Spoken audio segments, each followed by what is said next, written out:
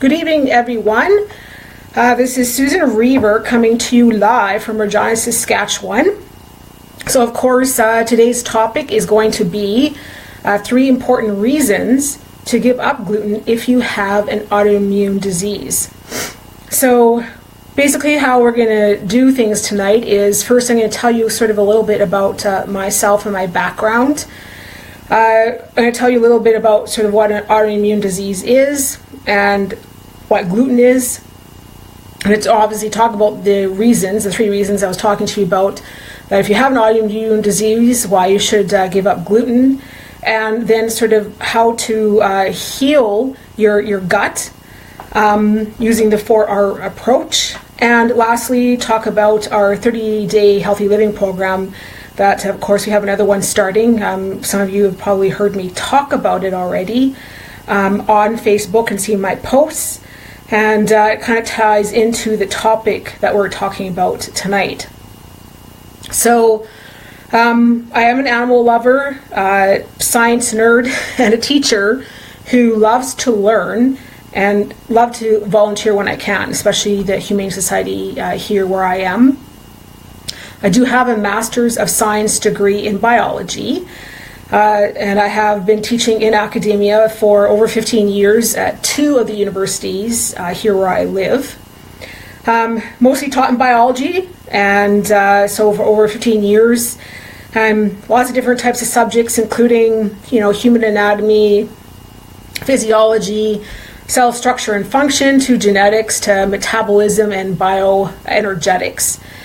And my passion kind of for health and wellness started when I developed 3 autoimmune endocrine disorders in the same year.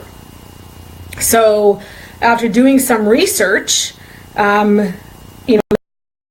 medical doctors were trying to tell me, because again, a lot of, there's still not a lot known about some of these, autoimmune issues and sort of how to actually heal them, just to sort of live with them and cope with them. So I realized I personally had to do something to change it, not only my diet, but what I also was putting on my skin, or I was going to continue to suffer with my health issues. And of course, my mom is celiac, and she developed celiac a couple decades ago before it really became well known. And so I really made some major changes to not only my diet, but also what I was putting on my skin. Because you are what you absorb, and what you can hear me talk about is that gluten is actually found in a lot of different types of products, not just in your food. And my road to recovery hasn't been easy, and of course it's not instantaneous, but I am happy to say that it has been over 3 years since I have reversed my conditions and gone off my medications. Okay, so that's great, because it's in 1 year I developed a thyroid condition, Graves' disease, and of course also stage 4 endometriosis. So that's sort of how I started my business, and I love that I get to now help people live happier and healthier lives. So I guess that's just a little bit about me. So the next thing I want to talk about is what exactly is an autoimmune sort of disorder. And I made these sort of little cards just to kind of help you out. So immune system disorders cause abnormally either low activity or overactivity of the immune system. Little cards. So in cases where your immune system is overactive, what happens is the body attacks and damages its own tissues. Okay, so let's referring to autoimmune diseases, where if your immune system is deficient, okay, so if you have a deficiency disease, this decreases your body's ability to fight against invaders, okay, so anything foreign. And this, of course, causes vulnerability to infections. Okay, so that's a little bit sort of about autoimmune. And people kind of are shocked that there's so many different types of autoimmune diseases besides celiac and Crohn's and colitis. Other examples are rheumatoid arthritis, lupus, inflammatory bowel disease, MS, type 1 diabetes, psoriasis, and of course thyroid conditions like Hashimoto's disease are all actually autoimmune. Okay, so actually that's quite a few of them. And I think people are kind of surprised too. I think I know this just from my mom, but when you're talking about gluten, people just think of wheat. Okay, so this product does not have wheat, so it's fine for me to eat. But remember gluten, and so basically what it means, Latin, it's glue, but it's a mixture of proteins. Okay, so it's not just wheat. Okay, barley, rye, oats, and even though you can buy gluten-free oats, some people that are extremely sensitive to them can't have them at all. And also they're so hybrids are, like the spelt and kamut, right? So lots of different types fall into that category that contain gluten. And people are also surprised that it is actually found everywhere. So it's not just in pastas and breads anymore. It's now used as a filler for medications, supplements. It's a glue that holds meat substitutes together. So if you buy luncheon meat, you can also find it in body products like cosmetics and shampoos and toothpaste. And I was surprised when my mom became celiac because, you have to use separate baking powder, and you can buy gluten-free baking powder. You have to use separate soy sauce because it's found in there. Lots of salad dressings have them, food starches and, even natural juices, and a lot of times it's used as a thickener. So when you're out at a restaurant, you have to ask to make sure that they're not using gluten as a thickener for sauces. So it makes it very hard for someone who has, especially celiac, to, of course, eat out at restaurants and, not have that cross-contamination that actually, happens with food being cooked in the kitchen with, products that do contain gluten. And the other thing that people need to be you guys need to be made aware of is that the gluten that, of course, back in our grandparents is not the same gluten that's used today. So the gluten actually has changed. And of course, this has been brought on with our new sort of science, genetically modified organisms. They've created sort of these new hybrid strains of wheat. And so they're not, of course, found in the original plants. And the reason why, of course, is you've got the large corporations now that, of course, have kind of taken over, the smaller ones, and so they make them in large masses. They're needed in large amounts, and of course, this makes it everything look better, right? Bigger and fluffier and more tasty, more appealing. So that's kind of what you've done to our gluten. And of course, so these two factors mean that we're not only eating a different kind of gluten than our ancestors ate, but we're eating and being exposed to it, more of it, because it's in so many more things. So the problem with this, sort of modified gluten as well is they've also what we call deaminated. So means it's dissolved in liquids and other products.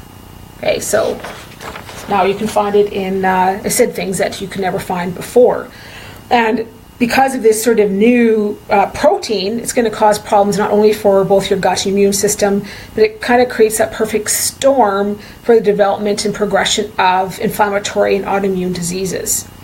Okay, so a lot of research now has proven that it has been linked to more than 55 diseases. Okay, so really the bottom line is if you have an autoimmune disease, you should not eat gluten. Okay, and so here are the 3 reasons why.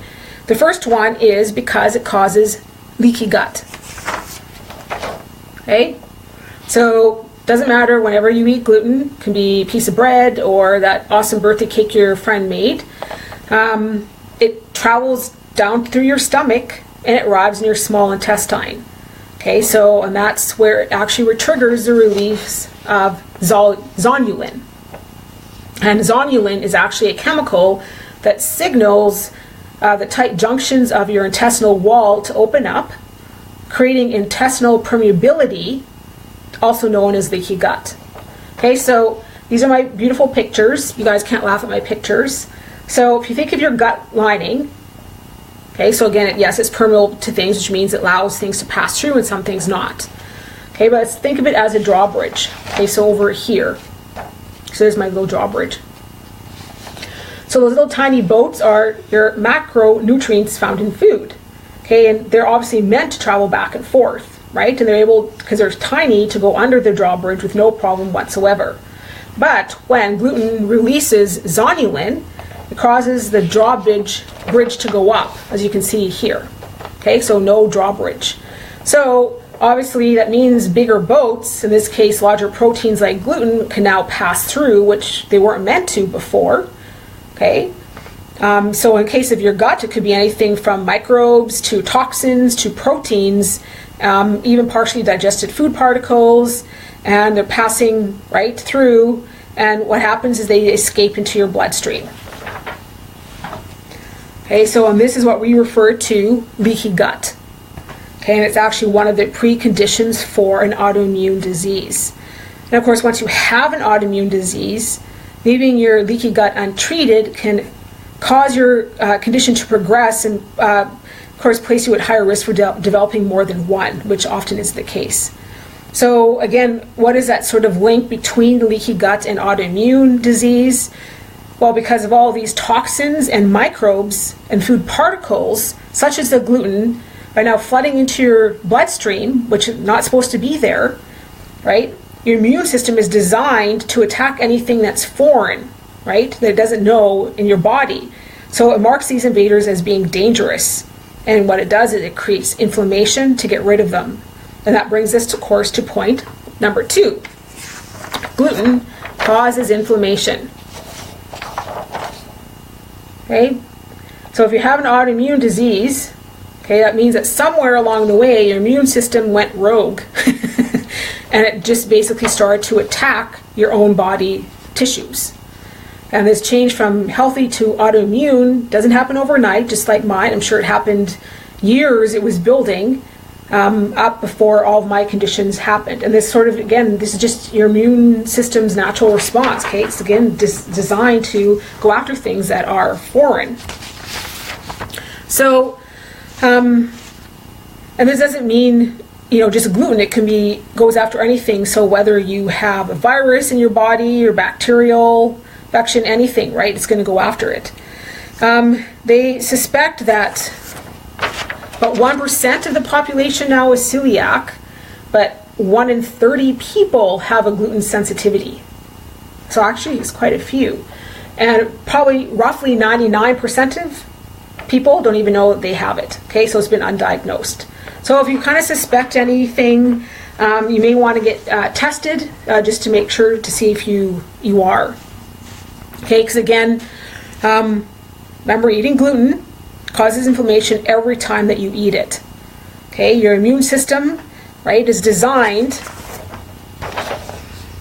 to, right, every time you eat that gluten, it's going to attack it because it's foreign, creates that inflammation, right, and because, right, there's no drawbridge anymore, they can now bypass, right, the leaky gut has become permeable to these microbes and toxins, enter the bloodstream, and what happens? You have chronic inflammation. And of course, that equals now your stress system, your immune system is now completely stressed out. What that means, it's less able to attack actually pathogens and invaders with precision. Instead, it begins to indiscriminately sending kind of wave after wave, sort of in desperation to fight off any invaders it deems, right? So your body's own tissues end up receiving the end of the attack. Okay, and that's, of course, when you end up with an autoimmune disease. Okay? So your own body is basically attacking itself. And this brings us to point number 3, why that is bad. Because gluten looks like other tissues in your body.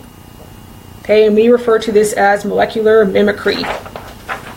So, every time your body is exposed to an invader, in this case gluten, your immune system memorizes its structure so that it can develop the perfect defense to that pathogen and recognize it in the future.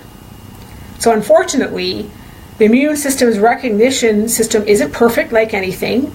So as long as a molecule structure is similar enough, your immune system registers it as an invader and it attacks.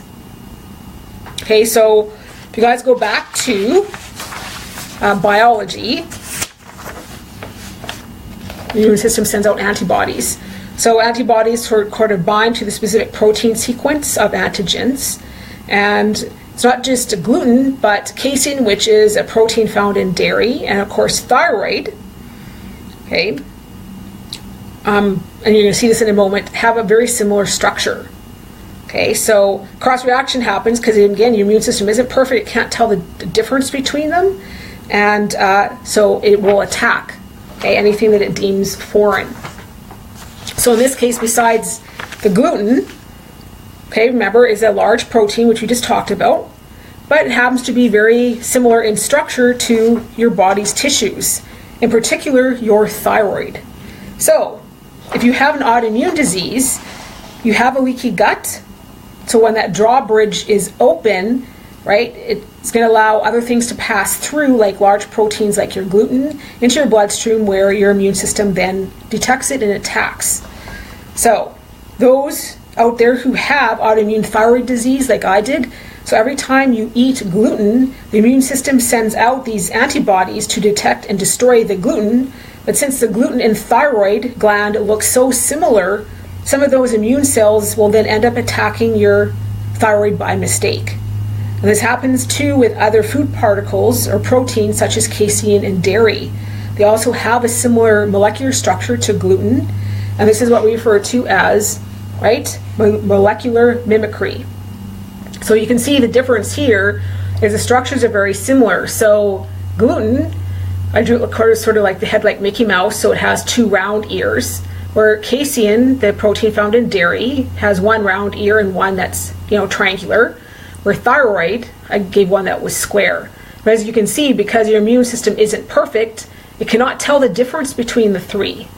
And so it assumes, even if it's your right thyroid tissue, it's going to deem it as foreign, and just like your immune system is set up to do, it's going to attack it, right? It's your defense system in your body. Okay, so it's going to think that you just ate a big bowl of pasta, even though you didn't. And that's what we call the molecular mimicry, and that's what happens. So how can you actually heal the damage caused by gluten? Well, you can actually use what we call the 4R approach. Okay, so this, pretty simple. You obviously want to remove what's bad. Replace it with good stuff. You want to inoculate your gut and repair it. Okay, so removing the bad, that means you want to get rid of anything, right? Anything that's sort of negatively affected your environment of your GI tract. So that includes inflammatory foods, infections, gastric irritants like alcohol, caffeine, or drugs. And inflammatory foods, we're talking about gluten, dairy, corn, soy, and sugar. Okay, anything that can lead to a food sensitivity. If you have an infection, obviously that may require you to visit a naturopath doctor or a medical doctor to either get some kind of herbs or antibiotics. You obviously want to add back into your gut, right? You want to restore it so that it's back to normal as far as digestion. So that may, and absorption, right? So that may include adding some digestive enzymes, right, back in. Hydrochloric acid is another one, or even bile acids that are all required for proper digestion. And a lot of these you can actually buy from health food stores. They're available everywhere. Re-inoculate means that obviously you need to restore those beneficial bacteria, right, that were once in your gut, the good bacteria that are critical, okay, to having your gut obviously and your GI tract stay healthy. Anywhere you can, again, buy them at health food stores. 25 to 100 billion units a day is usually what's recommended. And if you're taking a probiotic, obviously try to find one that also has a prebiotic with it, because of course that's the food that's required for the good bacteria to live. And of course repair. So that means replacing sort of the nutrients necessary to help heal that leaky gut, which is essential to repairing and helping with your autoimmune disorder. So one of my favorites is, of course, purchasing L-Glutamine, which is an actual amino acid that helps to rejuvenate the gut lining. And I put it in my shakes every day. You can buy it at the health food store. Either you can buy it in scoop form, so it's just like a powder that you can put in, or you can buy it in capsules if you prefer to swallow it. Other key nutrients that are important are like zinc and omega-3, or vitamins like vitamin A, vitamin C, or vitamin E. Even aloe vera is actually very good for it as well. So that brings me to, if you again heard me talk about on my page about the 30 days to healthy living program that I've been doing, the reason being is for 30 days we ask you to go off of these inflammatory foods. Okay, so those inflammatory foods are exactly what I was telling you about: gluten and dairy and sugar and caffeine and soy and alcohol and refined sugar. I know that seems really hard, but it's not. So basically, because again, even if you have a gluten sensitivity, you're not aware of it, by doing this, after the 30 days, you introduce each of the food groups back in, right? And your body's going to kind of tell you if you're sensitive to one of them. And so it kind of gives you an idea, because remember what I was talking to you about, that 1 in 30 people now have a gluten sensitivity, but roughly 99% are undiagnosed, so you're not even aware that they have this issue. And the 30 Day to Healthy Living program is great because you're also given a guidebook. We give you shopping lists and recipes. We have a private Facebook group that we've created. You get coaching along the way. So it's very, very simple to do. And our other one, so we have another one starting February 20th, so coming up in just a little over a week. So if you'd like some information on our nutrition starter or the program itself, just private message me or comment below and I can send you some information. Or we do have a Facebook Live group on February 13th. In the evening, that's going to talk about 30-day program in a little bit more detail and some of the products. So if you'd like some information or get an invite from me, just again, private message me below or comment and I will send you an invite. And I think my next Facebook Live event will be probably tomorrow around 3 p.m. in the afternoon. And I think the topic will be sort of what to look for in anti-aging products. Okay, so I hope you guys, again, found value in this video and found the information useful and, of course, learned something, because, of course, that's the whole point. And if you have any questions, I'm going to post this on my business page so you can watch it afterwards. And feel free to send me comments or private message me if you'd like some more information, or if you'd like to look at some of the studies where I got some of this information from that have now been proven. Of course, the reasons why, of course, the gluten and autoimmune diseases are now linked. Just feel free to ask. And thanks you guys for watching. I really appreciate it. And I hope you guys have a great evening. So bye for now.